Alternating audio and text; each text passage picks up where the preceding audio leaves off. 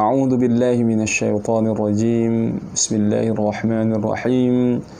Uhayyikum bi tahiyyatil Islam. Assalamu alaikum warahmatullahi wabarakatuh. Alhamdulillahilladzi allafa baina qulubina fa asbahna bi ni'matihi ikhwana. Asyhadu an la ilaha illallah wahdahu la syarika lah wa asyhadu anna Muhammadan abduhu wa rasuluhu la nabiyya ba'da, amma ba'd. Rabbi syrah li sadri wa yassir li amri wahlul 'uqdatam min lisani yafqahu qawli. Allahumma 'allimna ma yanfa'una warzuqna 'uluman tanfa'una fid din wad dunya wal akhirah. Allahumma zidna 'ilman warzuqna fahman. Sahabat KNRP yang dirahmati Allah Subhanahu wa taala, alhamdulillah, bersyukur kita kepada Allah atas nikmat yang Allah karuniakan kepada kita sampai kita di hari ke-20 di bulan suci Ramadan. Tersisa 10 terakhir, 10 penghujung di bulan suci Ramadan ini. Mudah-mudahan kita bisa mengikuti baginda Rasulullah sallallahu alaihi wasallam bagaimana menyikapi hari-hari terakhir di bulan suci Ramadan, al-ashrul awakhir min Ramadan, 10 terakhir di bulan suci Ramadan. Syadda mi'adhara, ahya laila wa aiqadha ahlah. Beliau mengencangkan ikat pinggang beliau, menguatkan ibadah beliau di 10 terakhir, membangunkan keluarga beliau untuk ikut beribadah, menghidupkan malam-malam beliau. Maka mudah-mudahan kita bisa memanfaatkan sisa-sisa waktu di bulan suci Ramadan ini dengan meningkatkan ibadah kita sehingga kita keluar dari bulan suci Ramadan dalam kondisi dzamban maghfura, dosa kita diampuni oleh Allah Subhanahu wa taala. Berselawat kita kepada Rasulullah sallallahu alaihi wasallam. Allahumma salli ala sayyidina Muhammad wa ala ali sayyidina Muhammad. Assalamu alayka ya Rasulullah. Assalamu alayka ya amina wahyillah. Assalamu alayka ya Habiballah. Mudah-mudahan tentunya kita berharap nanti di akhirat kita mendapat syafaat dari baginda Rasulullah sallallahu alaihi wasallam. Amin ya rabbal alamin. Sahabat KNRP yang dirahmati Allah Subhanahu wa taala, pada pertemuan kali ini kita akan membahas salah seorang tokoh, sosok yang berpengaruh yang dicatat dalam sejarah perjuangan umat Islam, yang mana beliau dihormati di kalangan umat Islam dan disegani oleh lawan dan musuh beliau.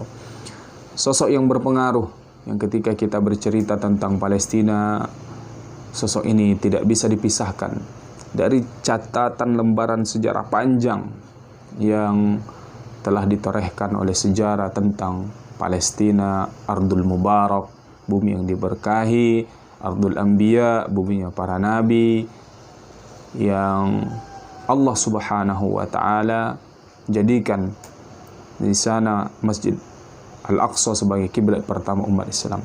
Sosok ini adalah Salahuddin Al-Ayyubi. Tentu nama beliau sudah tidak asing di telinga kita. Beliau bukan dari bangsa Arab, namun beliau punya kegigihan yang luar biasa untuk memperjuangkan Islam. Nama beliau Yusuf bin Najmuddin Ayyub At-Tikriti. Beliau lahir di dalam benteng Tigrik yang ada di Irak di tahun 1138, dan di sanalah beliau dilahirkan di daerah Irak, dan beliau seperti yang dicatat oleh sejarah, beliau asal usulnya adalah orang Kurdi, ya. Jadi orang Kurdi ada beberapa tinggal di daerah Irak, ada yang ada di sebagian lagi ada di Iran, juga ada di daerah Turki. Nah, seperti kata pepatah, buah tidak jauh jatuh dari pohonnya. Orang tua beliau sendiri, Najmuddin Ayyub, juga seorang pemimpin, pernah menjadi menteri, pernah menjadi gubernur yang ada di Libanon. Maka Salahuddin Al-Ayyubi tumbuh dan besar juga di Libanon, di daerah Baalbek yang ada di sana. Namun setelah itu Salahuddin Al-Ayyubi berangkat ke Damaskus, Syria. Di sana 10 tahun kurang lebih belajar ilmu agama. Kalau di Libanon beliau belajar tentang strategi pemerintahan, peperangan, militer. Di Damaskus, Syria, beliau belajar tentang agama ini, tentang Islam. Sehingga beliau bukan hanya seorang pemimpin, kepala negara, seorang panglima militer, tetapi beliau juga seorang alim ulama yang bahkan beliau memberikan catatan-catatan di dalam kitab hadis yang dikumpulkan oleh Imam Abu Dawud rahimahullahu ta'ala. Sahabat KNRP yang dirahmati Allah subhanahu wa ta'ala, tentunya panjang perjalanan sejarah Salahuddin Al-Ayyubi ini, ya. Beliau melewati beberapa dinasti dan generasi. Beliau hidup di zaman ketika itu yang berkuasa adalah dinasti Saljuk yang berpusat di Baghdad. Lalu setelah itu beliau hidup dinasti Fatimiyah yang juga pada saat itu berpusat di Baghdad di Irak. Kalau dinasti Saljuk kalau tidak salah berpusat di Damaskus di Syria. Maka dinasti Fatimiyah, lalu beliau sendiri punya ataupun dinasti beliau berdiri dengan dinasti Ayyubiyah.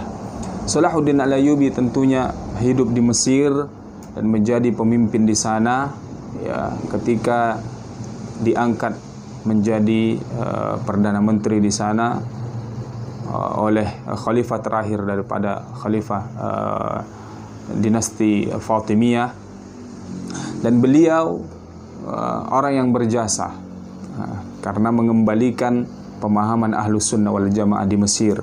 Bagaimana Fatimiyah berkuasa membangun Masjid Al-Azhar dan dijadikan sebagai corong penyebaran ajaran agama Syiah. Dan ketika Salahuddin berkuasa di sana, beliau sempat menutup Masjid Al-Azhar beberapa waktu, setelah itu dibuka kembali dan mengganti pelajaran-pelajaran yang diajarkan di sana dengan pelajaran dan pemahaman Ahlus Sunnah wal Jamaah. Maka dikatakan Salahuddin Al-Ayyubi ini berpaham Sunni. Dan ada juga catatan yang menuliskan bahwasannya Syekh Abdul Qadir Al-Jailani pernah datang berkunjung ke keluarga beliau di masa beliau masih kecil di Irak dulu dan mendoakan Salahuddin Al-Ayyubi. Sahabat KNRP yang dirahmati Allah subhanahu wa ta'ala, tentunya yang tidak bisa kita lewatkan adalah sejarah bagaimana Salahuddin Al-Ayyubi membebaskan kembali bumi Palestina lewat perang salib, ya, Ma'rakah Hittin, perang yang terjadi berkecamuk di daerah Hittin, ya, yang terkenal, yang tentunya menewaskan banyak nyawa, yang berguguran memperjuangkan agama Allah subhanahu wa ta'ala. Salahuddin Al-Ayyubi membangun kekuatannya, mempersiapkan pasukannya ketika berada di Mesir, membangun benteng Qal'ah, ya, benteng Salahuddin Al-Ayyubi yang masih berdiri kokoh sampai saat sekarang ini. Usianya sudah kurang lebih 800 tahun lamanya. Masih ada di daerah Jabal Muqattam, Bukit Muqattam yang menjadi kawasan tertinggi yang ada di kota Kairo. Sahabat KNRP yang dirahmati Allah subhanahu wa ta'ala, sosok Salahuddin Al-Ayyubi tentunya juga disegani oleh musuh-musuhnya. Bagaimana ketika mampu menaklukkan Al-Quds, beliau punya sifat yang luar biasa, yang berkasih sayang. Dulu ketika tentara-tentara Shalibiyin masuk ke Palestina berkuasa di sana di tahun 1099 Masehi, mereka membunuh seluruh kaum muslimin yang ada di sana, yang dijumpai di jalanan, di masjid, orang tua, laki-laki, perempuan, anak kecil yang tidak berdosa mereka bunuh, sehingga terjadilah pertumpahan darah yang luar biasa. Darah umat Islam mengalir membasahi bumi Palestina. Namun apa yang terjadi ketika Salahuddin yang berkuasa masuk ke bumi Al-Quds yang sekitar kurang lebih di tahun 1187 masuk ke sana, beliau ketika orang-orang itu sudah menyerahkan diri dan tidak ingin melakukan perlawanan, beliau pun tidak membunuh yang tidak bersalah, yang orang-orang lemah, bahkan gereja yang ada di sana tidak beliau hancurkan.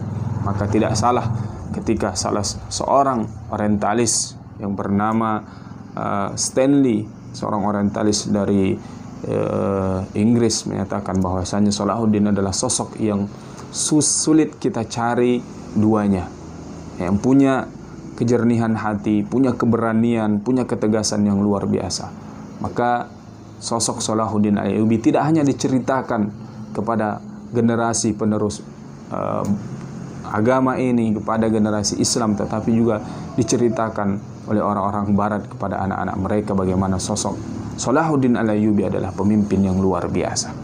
Maka sahabat yang dirahmati Allah Subhanahu wa taala, pada hakikatnya sebenarnya Salahuddin Al-Ayyubi ini tidak senang dengan pertumpahan darah, tidak senang dengan peperangan. Namun kondisi yang memaksa beliau pada saat itu untuk melakukan banyak peperangan untuk menjaga agama Allah Subhanahu wa taala. Hal itu kita ketahui dari ungkapan beliau memberikan nasihat kepada anaknya, iyyaka au iyyakum wasafkad dama fa inna ad-dama la yanam. Wahai anak-anakku, jangan sampai hindari pertumpahan darah, karena darah itu tidak pernah tidur. Artinya sekali darah itu ditumpahkan akan minta pertumpahan darah selanjutnya. Inilah contoh sosok pemimpin yang luar biasa yang tentunya kita dambakan kehadirannya di saat sekarang ini. Kita berharap bagaimana Salahuddin Al-Ayyubi di era modern ini muncul, ya, bisa mempersatukan umat Islam yang sedang terpecah belah, bisa kembali merebut Palestina yang sudah terjajah puluhan tahun lamanya. Mudah-mudahan tidak lama lagi nasrun minallah wa fathun qarib, ya, pertolongan dari Allah Subhanahu wa taala, dan Allah kembali membebaskan bumi Palestina, Masjid Al-Aqsa yang tertawan pada saat sekarang ini. Tentunya itu yang sangat kita harapkan. Salahuddin Al-Ayyubi meninggal dunia di Damaskus, ya, ketika sudah berkuasa mampu menyatukan Mesir, Yaman, Maroko, Hijaz, dan beberapa negara lainnya.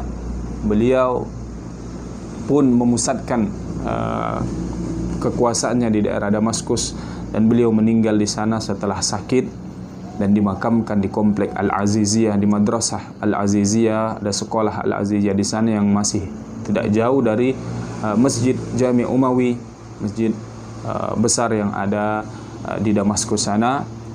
Nah, mudah-mudahan kalau kita berziarah sana bisa kita berziarah ke makam Salahuddin Al-Ayyubi rahimahullahu taala. Demikian yang bisa kita sampaikan. Kalau ingin kita bahas, tentunya banyak sekali lembaran-lembaran sejarah yang mengisahkan tentang seorang pahlawan Salahuddin Al-Ayyubi ini, yang tentunya memberikan kontribusi yang banyak, yang besar terhadap umat Islam. Demikian kita berdoa kepada Allah Subhanahu wa taala, mudah-mudahan Allah kembalikan kebebasan rakyat Palestina. Allahumma rudda ilaina al-aqsa raddan jamila. Allahumma ansur al-ikhwanana al-mustad'afin al-mujahidin fi Palestin wa fi kulli makan ya arhamar rahimin. Allahumma idfa' 'anna al-bala wal waba wal fahsya wal mihan wal fitan ma dhahara minha wa ma batan min baladina Indonesia khassah wa min buldanil muslimin 'ammah. Allahumma wahhid sufufana, Allahumma wahhid sufufal muslimin wajma' kalimatana 'alal haqqi wad din ya rabbal alamin. Allahumma ballighna lailatal qadr. Rabbana atina fid dunya hasanah wa fil akhirati hasanatan wa qina adzabannar. Walhamdulillahi rabbil alamin. Wallahu a'lam bissawab. Yang benar datangnya dari Allah, yang salah dari kami sendiri. Ihdinas siratal mustaqim. Allahumma ij'alna minal ladzina yastami'una al-qawla fayattabi'una ahsana. Wal 'afu minkum. Wassalamu alaikum warahmatullahi wabarakatuh.